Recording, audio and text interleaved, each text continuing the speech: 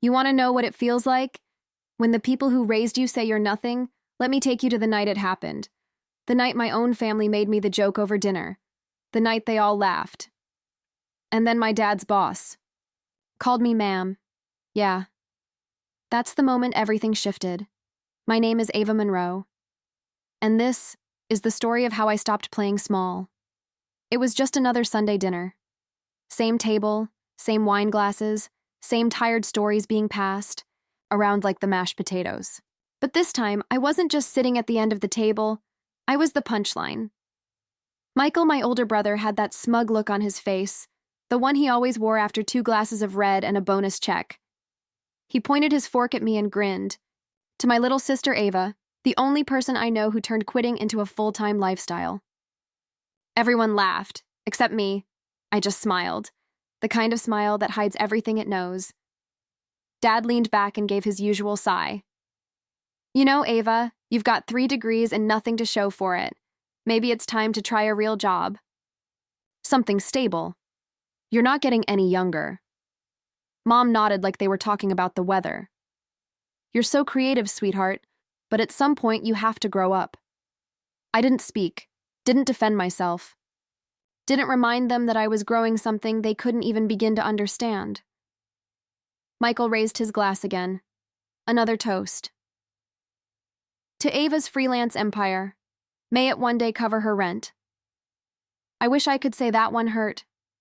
But the why. Truth is, it didn't.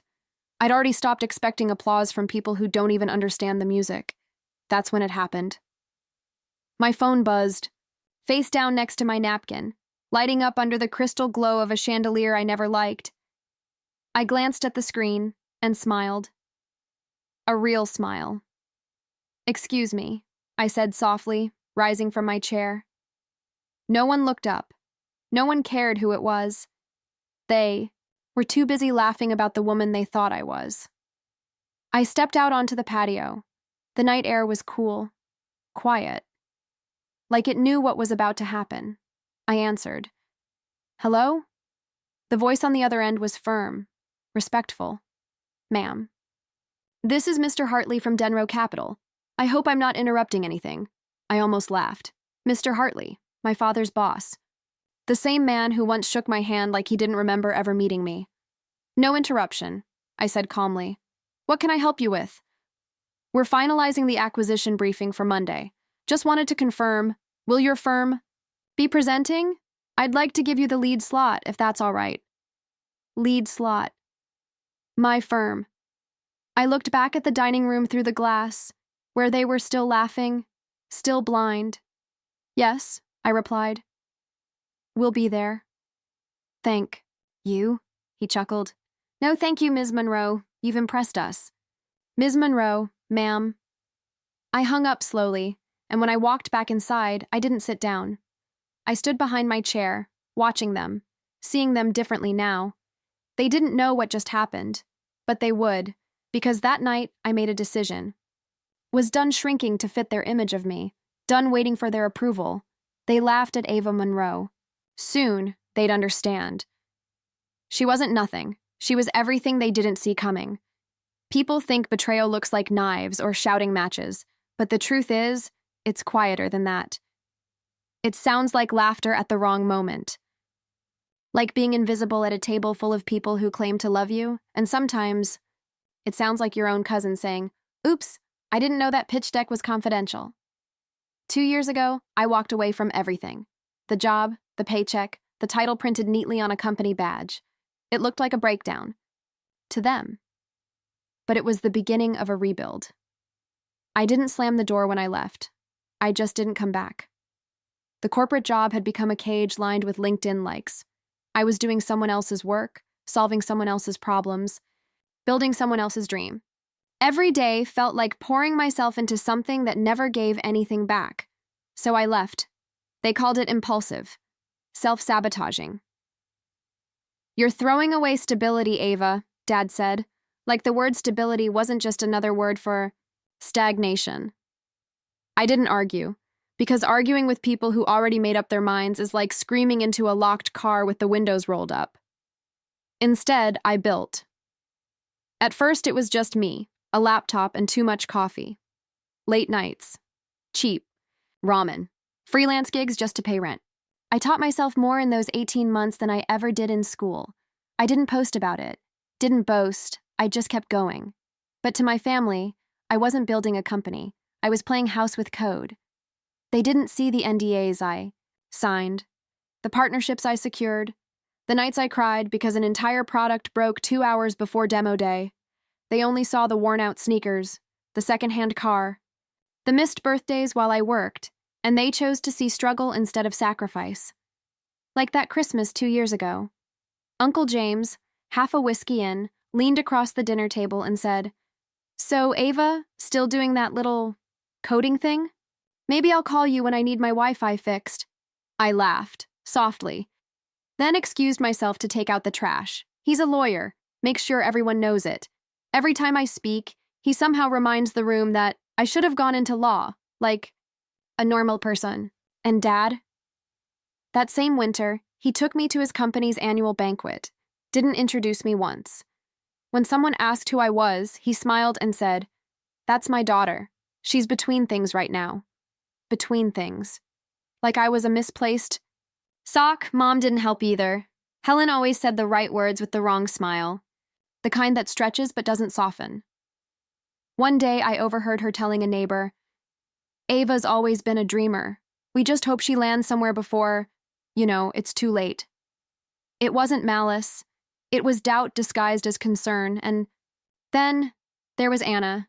She and I were inseparable once. Late-night texts, silly dances in the kitchen, inside jokes no one else got. But somewhere between my pivot to tech and her obsession with aesthetics, something cracked.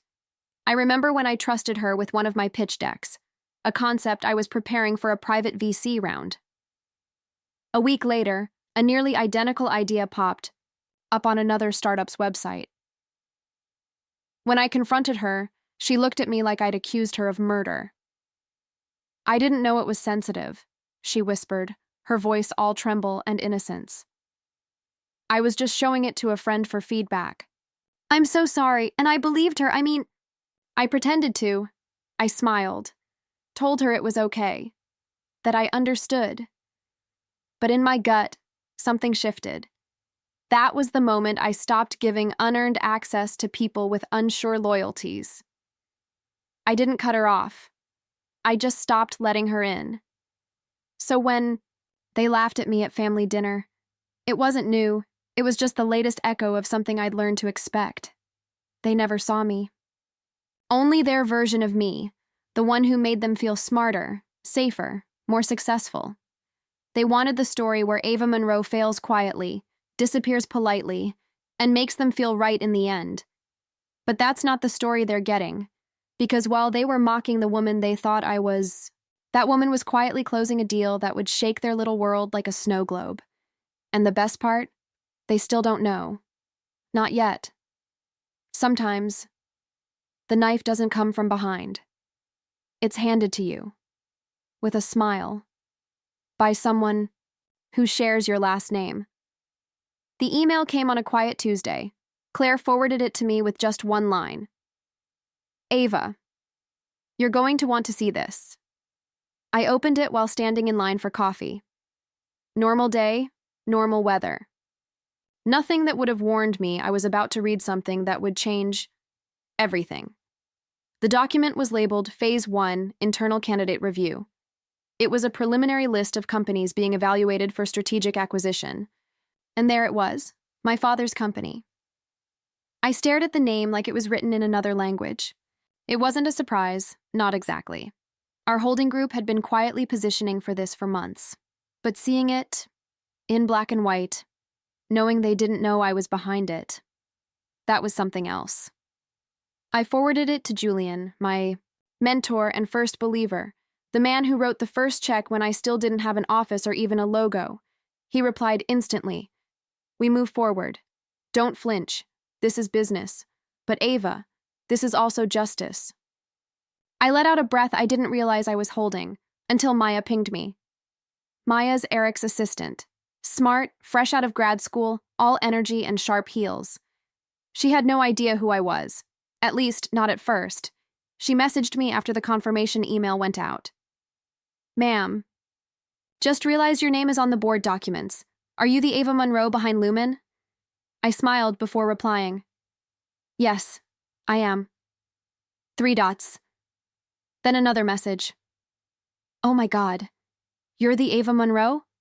Like, the one the merger's going through? That's actually insane. I told her to keep it quiet for now. We weren't ready to go public. She replied, understood. Just, wow, this is going to be fun. But nothing could have prepared me for what came next. Another email. This one from Claire again. No greeting, no subject line. Just a forwarded thread from Eric's office. An internal conversation between Eric and the advisory board. And a line that felt like it had been written in acid. In general, I caution strongly against acquisition partnerships with early-stage startups led by emotionally driven, untested founders, particularly those who lack board experience or show patterns of instability. Just last year, a young woman I know walked away from a salaried position to chase some freelance software venture. Brilliant girl, but no follow-through. There's your case study. No name, no direct accusation. But I knew. He was talking about me. My father. He used my life, my risk, my resilience, as a warning sign. I sat there, motionless. Not hurt. Not even surprised. Just still. Because somewhere in my bones I'd been waiting for this. Waiting for the truth to stop hiding behind holiday cards and fake concern. I forwarded it to Julian. He called. Didn't even say hello. That's him? I nodded. That's him. Julian was quiet for a long time, then said, So, what do you want to do? And I told him, calmly, clearly, like I was reading from a recipe I'd memorized long ago. We don't pause. We don't pull back. We continue the acquisition. But now, we let him speak freely. We let him underestimate me. We let him teach. The board not to trust people like me until the day I walk into the room as their new boss. Claire messaged shortly after, I'm sorry. That must have hurt. I replied, It didn't. It confirmed everything I already knew. That night, I stood in my apartment alone, sipping black coffee and watching the city flicker like static. And I said it out loud for no one but myself. He used my life as an example of failure. Without knowing, he was already working for me. Let that sink in. The same man who mocked my ambition, who called me unstable, who told dinner guests I was between things, was unknowingly begging for approval from a company whose signature line bore my name. He thought he was warning people away from risk. What he didn't know was that he was the risk and I was the reward. So no, I didn't cry. I plotted. Revenge doesn't always wear a red dress. Sometimes, it wears a tailored blazer and signs your father's future with a silent pen. I wasn't interested in drama. I didn't want a scene. What I wanted was control. And that's exactly what I started building, quietly. Claire and I sat across from each other in the glass boardroom on the 47th floor, the skyline behind us blinking like 1,000 unspoken thoughts. She slid the draft across the table. This gives you direct oversight of the integration division, she said. I scanned it. The wording was sharp, clean, unmistakable. That division? It was the exact department my father managed. I looked up at her and said calmly, Make it official. I want no title change. I want no warning. Let him walk in on Monday thinking he's mentoring someone new. And let it be me. She nodded slowly, lips pressing into a smile. And the reveal? I leaned back in my chair, folding my hands. After signatures, after the ink dries, not a second before. This wasn't about proving myself anymore. It was about making sure they knew I never had to scream to be powerful. That week, I asked Maya to restructure the internal comms calendar. She messaged me almost instantly. Want me to keep your name off the early memos again? I replied with just 3 words. Until the handshake. She understood. It was Maya who first suggested the sign-offs only use my title. No, surname. So every document, every agenda, every investor call listed me simply as Ava Monroe, Chief Strategy Officer, no context, no history. Just position. Greg was the next piece. He was a longtime friend of the family, more my dad's age than mine, but sharp, observant, and deeply embedded in the boardroom, now steering this acquisition. He dropped the first breadcrumb during a call. He chuckled, voice smooth through the speaker. You're going to like the new leadership. Smart woman, quiet type, the kind who doesn't brag, but builds. I said nothing, just listened as my father responded with that casual tone he uses when he doesn't know he's already behind. Oh, I've met hundreds of those. Fresh faces trying to play executive. I give them 6 months. Greg didn't correct him, because he didn't need to. Susan was next, HR director. Brilliant, warm, and someone I hadn't seen in years, since my first job where I made coffee more often than decisions, but she remembered me. When the transition team looped her in, I called her directly. She laughed as soon as she picked up. Ava Monroe, I've been waiting for the day your name landed back in my inbox. Looks like you've been busy, I smiled. Just trying to build something real. She paused. You're not just building, Ava. You're landing with grace. Then there was Zara, operations. Exact, unshakable. The kind of person who keeps everything on time because she doesn't tolerate chaos. She sent me the final integration packet that would go to my father's department. Buried in the appendix, just under the signature page, was a single line of team leadership hierarchy. My name, my title. In font so plain, so unobtrusive, it dared him not to see it. I messaged her. Perfect placement. She replied with a thumbs up and a single word. Soon. And then came the date. I waited until the last logistics meeting before I spoke. Claire was reviewing the travel schedules when I said it. Softly, but loud enough to still every voice in the room. Schedule the signing for next Friday. She looked up. That's the same day as the Monroe family dinner. I nodded. Exactly. Someone chuckled. Zara, maybe. But no one questioned it. Claire closed her laptop and said, You sure you want to play it that close? I met her eyes. Let them shake my hand first. The week moved fast. I barely slept. But I wasn't tired. There's something about knowing your silence is about to become the loudest voice in the room. That kind of adrenaline doesn't let you rest. Every piece clicked into place. Emails, travel, press releases pre-drafted but embargoed. Everything staged perfectly. And still, no one in my family knew. I'd become an executive ghost in their world, present, but never seen. And that's exactly how I wanted it, because people don't prepare for the things they think can't touch them. I thought of Dad on those calls, talking over junior team members, giving outdated advice like it was gospel. I thought of Mom, still telling her friends I was trying to figure things out. I thought of Michael and his sarcastic little toasts. And I smiled, not out of bitterness, but because I finally understood. I didn't need them to believe in me. I just needed them to see the truth, too late to stop it. On Thursday, the day before everything would be official, I got a message from Greg, just 2 lines. Eric has no idea. Can't wait for the look on his face. I didn't respond. There was nothing left to say. That night I stood in front of my mirror. Same face, same woman. But I saw something. Different. Not vengeance, not ego, just calm. It was never about making them feel small. It was about finally taking up the space I'd been shrinking out of for years. And the most beautiful part? They walked me to the edge of that space with every word they thought didn't matter.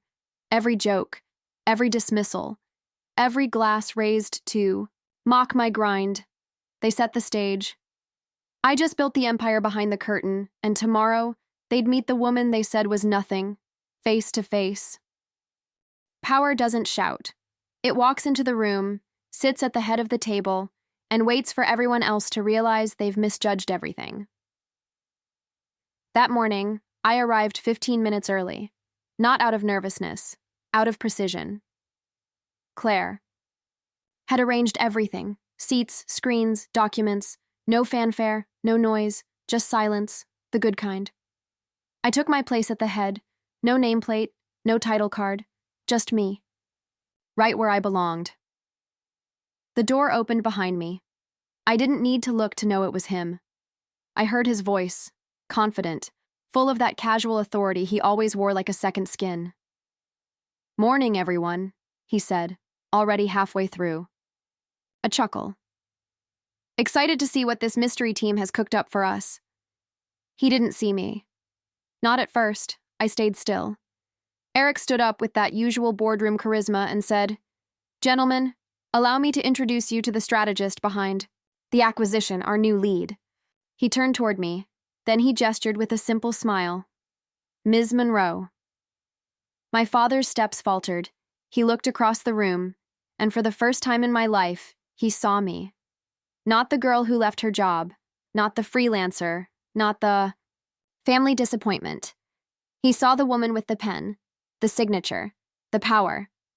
I looked up, met his eyes, and said it as calmly as if I were commenting on the weather. "Nice to finally be in a room where I'm not invisible." The silence that followed was loud. You could feel it in your chest. His face didn't twist. It didn't crumble. It just froze. Eric looked between us, half smiling like he was watching something historic. Claire leaned forward slightly, flipping the first page of the agenda, then glanced at me and said, "Shall we begin, ma'am?" Maya, standing by the door, hid. A grin behind her notepad. Greg raised his brow. Susan gave a slow nod. "And my father?" He said nothing. His colleagues looked to him. Waiting. He just sat down. I didn't gloat, didn't smirk, didn't look for satisfaction in his silence. I simply led, slide by slide, point by point, with clarity. With calm, with the kind of authority that doesn't need to prove itself. When it was done, I closed my laptop softly and said, "Our transition team will handle onboarding. You'll receive next steps within the hour." No one moved. Then slowly, the room shifted back into motion. Handshakes, quiet murmurs, chairs scraping gently. As he stood to leave, my father looked at me. Not like before, not like his daughter, but like a man trying to make sense of the storm he never saw coming. He opened his mouth, maybe to apologize, maybe to explain, but I stepped past him. "Thank you for coming," I said, professionally, as if he were just another name on the invite list, because in that room, that's all he was. I didn't fire him. I didn't need to, just being his boss. That was enough. He shows up to meetings on time now. Listens more than he talks. Signs. What I hand him without questions. We never speak about that day. We don't need to. Family dinners are quieter now. They still happen, Mom insists, but the jokes are gone. No one asks me what I do, no one makes toasts, and I never offer an update. Anna texted me a few weeks later. Said, "So proud of you. Knew you'd make it." I stared at the screen and let it fade to black, because I don't need that anymore. Not her applause. Not their recognition. I've built a circle that sees me for who I am. Not who they needed me to be. And at our next shareholder meeting, when Eric stood up to introduce me, he looked right at me and said it again. "Ma'am." Only this time, everyone. Listened because revenge doesn't need fireworks. Sometimes, it's just silence and a seat at the head of the table.